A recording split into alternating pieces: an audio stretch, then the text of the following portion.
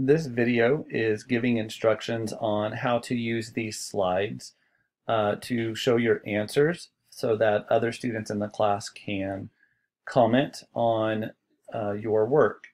I did not think of this idea. It came from Alice Keeler's book, Teaching Math with Google Apps. It's a great book, but that's where this came from. I did not think of it myself. But you can see here it does give directions in case you need further instructions.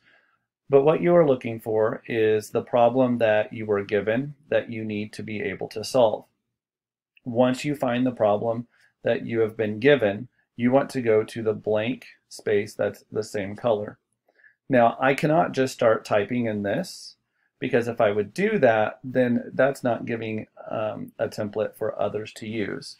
So I need to make a copy of this. There's a couple of ways to do that. You can right click and choose duplicate slide, and that will duplicate a slide for you. Or you can just use Command D and that will duplicate it. I only need one of these. Make sure you're not on the first one, but you're using the one that you just created. Make sure you put your name in there, because if you do not have your name, then I'm not going to know whose it is. We can add information here by typing, but that's not what we're wanting to do. Remember, you want to be able to show your work, and so you're going to take a picture of your work on your paper. The way you do that is you go here where it says Insert Image, and you are going to choose Camera.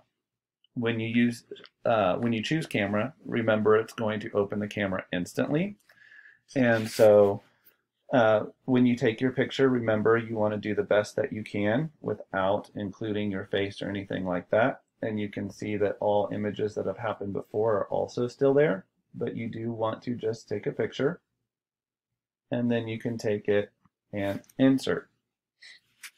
Make sure that you're inserting your own work and not someone else's work, so that you're getting credit for what you did. But you can see here that I am resizing the image. Remember, you want to use the corners when resizing. Otherwise, if you just use one side or the other, then it does stretch it out, and then your work isn't exactly how it should be. If it doesn't fill the screen, then that's okay. After you have put in your work, then of course you do want to go comment on others' work and their slides. So the way you do that is you choose the slide that you want to leave a comment on.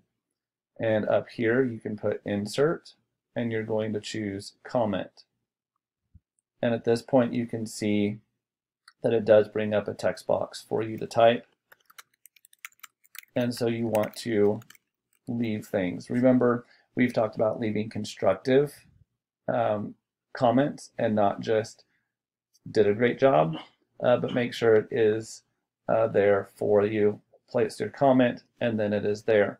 Remember, you need to comment on at least 2 other people's work.